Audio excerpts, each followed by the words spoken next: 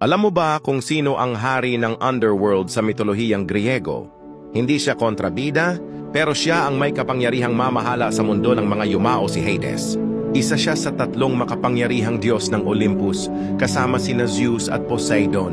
Matapos nilang talunin ang mga Titan, napunta sa kanya ang underworld bilang kanyang kaharian. Dito, siya ang namamahala sa mga kaluluwa. At tinitiyak na ang bawat isa ay napupunta sa tamang lugar, Elysium para sa mabubuti at Asphodel Fields para sa karamihan. Hindi siya malupit, ngunit madalas siyang pinangingilagan dahil sa kanyang seryosong personalidad.